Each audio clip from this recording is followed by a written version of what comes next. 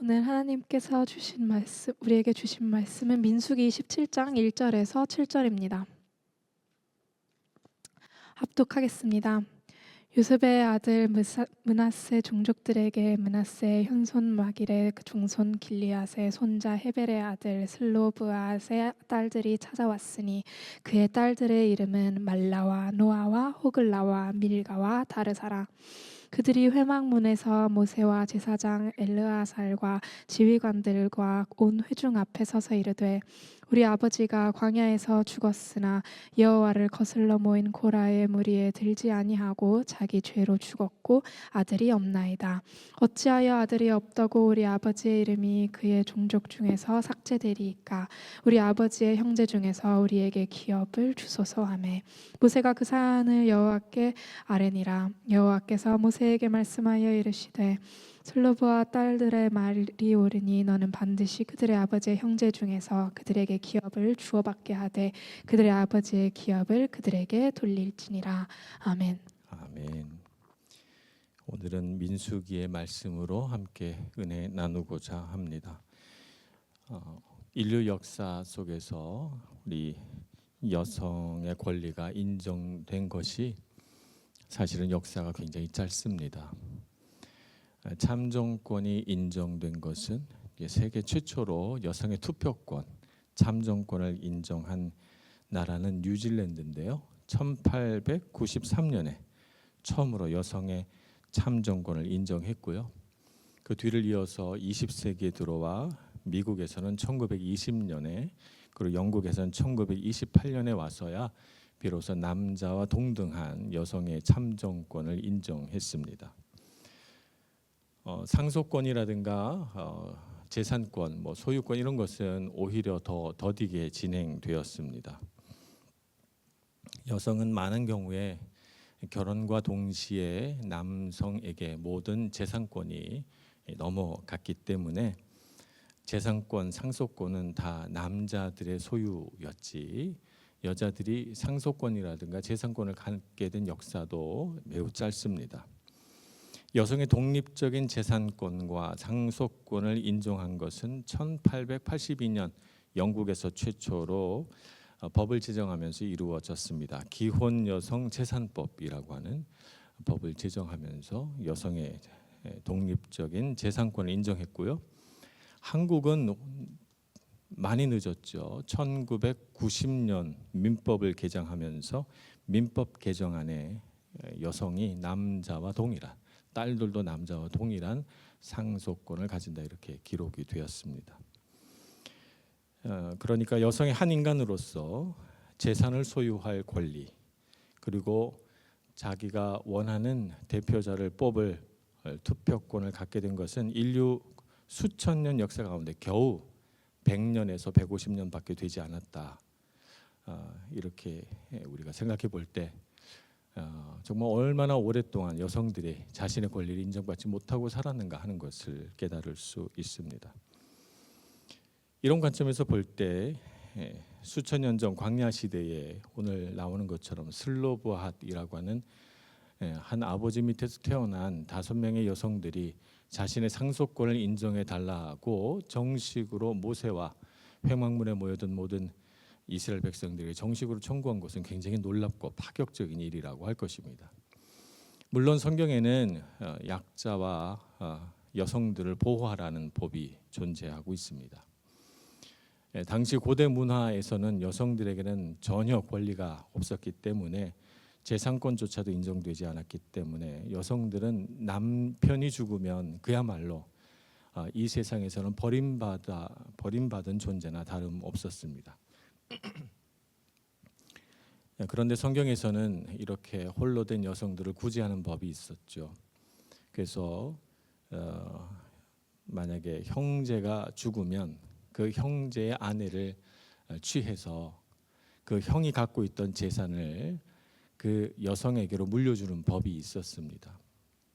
계대혼법이라고 부르는 이 법은 그 여성이 아들을 낳게 되면 그 아들에게로 재산권과 그 모든 상속권이 넘어가도록 그렇게 구제하는 법이 되어 있었죠. 또 밭에서 밀을 베거나 보리를 추수할 때 밭 한 귀퉁이는 베지 말라고 했습니다. 가로 세로 한 1m 정도 되는 넓이의 그 밀이나 보리는 베지 못하도록 해놔서 그것은 홀로 된 과부들과 고아가 된 사람들 또 나그네들이 먹게 그렇게 배려했죠. 뭐 이런 곡식들뿐만 아니라 과일들, 뭐 포도나 무화과나 등등 과일들도 다 따지 못하도록 이스라엘 법으로 엄격히 규제했습니다. 그래서 성경에서는 이런 약자들에 대한 배려가 굉장히 잘 나타나 있죠. 그럼에도 불구하고 법적으로 본다면 여성에게는 이런 상속권과 재산권이 완전하게 보장되지는 않고 있었기 때문에 아버지 슬로브앗이 죽자 이 슬로브앗의 5딸들이 나와서 아버지에게 물려주어야 할 기업을 우리에게 상속시켜 달라 한 요구는 대단히 담대한 요청이라고 할 수 있겠습니다. 사실 그들이 기업으로 물려달라고 한 땅은 어디에 이렇게 주소지가 있는 땅이 아닙니다. 아직 그들은 광야에 살고 있고 그들이 물려달라고 한 기업은 어디에 있는가 하면 가나안 땅에 있습니다. 가나안 땅에 있는 아직 정해지지 않은 어떤 땅, 가나안 땅에 들어가서 오늘 이 슬로브앗의 딸들이 므낫세 지파에 속해 있다고 하는데요. 이스라엘 12지파가 다 땅을 나누고 지파가 땅을 가진 다음에 그 지파에서 또 가문대로 나와서 그 가문별로 또 땅을 나누어 주고 가문별로 땅을 나누어 받은 다음에 그 가문에 있는 각 가정마다 또 땅을 나누어야 하니까 이 분배가 얼마나 복잡하고 어렵겠습니까? 그런데 지금 이들이 달라고 한 시점은 기업을 달라고 한 시점은 광야에 있었을 때입니다.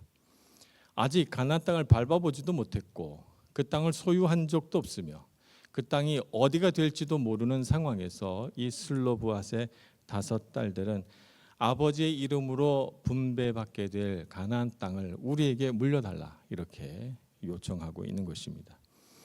그러니까 이 딸들의 요청은 담대한 믿음의 요청이라고 할 것입니다. 사람의 눈으로 당장 눈앞에 있는 어떤 이익을 놓고 그것을 우리에게 달라고 한 것이 아니라 믿음으로 이스라엘 백성들이 밟게 될 그 가나안 땅을 자신들에게 물려달라고 한 것입니다. 주님께서 반드시 그 땅을 차지하게 해주실 줄 믿고 믿음으로 구한 것이죠. 오늘 우리도 이 세상을 바라보면서 믿음으로 산다는 것이 무엇인가 하는 것을 생각해 보게 됩니다. 로마서 말씀에 보면 로마서 8장 24절 25절 말씀에 보면 우리가 소망으로 구원을 얻었음에 보이는 소망이 아니니 보는 것을 누가 바라리요 이렇게 말씀합니다. 보지 못하는 것을 바라면 우리가 참음으로 기다릴지니라 이렇게 말씀하고 있죠. 아직 보지 못했고 아직 그들이 밟아보지도 못한 땅이지만 소망을 가지고 가나안 땅에 들어가거든 나와 내 자손에게로 이 땅이 귀속되게 해달라고 믿음으로 요구하고 있는 믿음의 여성들을 보게 됩니다. 하나님은 이런 믿음의 여성들의 요청들을 흘려 듣지 않으시고 이 여성들을 통하여 하나님의 은혜와 복이 흘러가게 하시죠. 그래서 오늘 말씀에도 보면 하나님께서 이 여성들의 요청에 대해서 뭐라고 말씀하시냐 7절 보면 슬로브앗 딸들의 말이 옳으니 이렇게 말씀합니다. 그 요청을 받은 모세가 하나님 앞에 나와 기도하면서 하나님 이러한 요구가 들어왔는데 어찌하리이까 물었더니 하나님께서 대답하시기를 슬로브앗 딸들의 말이 옳다. 너는 반드시 그들의 아버지의 형제 중에서 그들에게 기업을 주어 그들에게 그 땅을 받게 하라 이렇게 요청을 합니다. 그래서 여호수아서에 이르면 슬로브앗의 딸들 5명에게 특별히 땅을 분배하는 장면이 등장합니다. 하나님께서 믿음의 사람들의 요청을 결코 거절하지 않으신다는 놀라운 원리들을 보게 됩니다. 주님께서 우리에게도 그런 믿음을 보시고자 하시고 믿음으로 나와서 간구하는 자를 기뻐하십니다. 그래서 히브리서에 보면 하나님께서 우리에게 긍휼을 베푸실 때 그 은혜의 보좌 앞으로 담대히 나아갈 것이라고 그렇게 우리에게 가르치고 있죠. 은혜의 보좌 앞에 담대히 나아가야 합니다. 히브리서 4장 16절의 말씀처럼 말입니다. 우리는 하나님 앞에 무언가를 요청할 때 내가 욕심으로 구하는 것은 아닐까? 내가 이기적으로 하나님 앞에 보이는 것은 아닐까? 또 내가 이런 걸 요청하면 하나님이 또 그 나에게 주시면서 어떤 조건을 걸지 않으실까? 내가 너에게 이걸 줄 테니 너는 뭐 이런 일에 헌신해라. 대신에 너는 이런 일을 해라. 뭐 이렇게 사명을 맡기시는 건 아닐까? 복잡한 생각을 하면서 하나님 앞에 우리가 원하는 것을 간구할 때 뭔가가 막혀 있곤 합니다. 그런데 오늘 슬로브앗의 딸들을 보니까 그렇지 않습니다. 하나님께서 주실 은혜이지만 그들은 담대하게 요청하고 있습니다. 우리는 하나님과의 인격적인 관계 안에서 하나님의 아들, 딸로서 요청할 권리가 있습니다.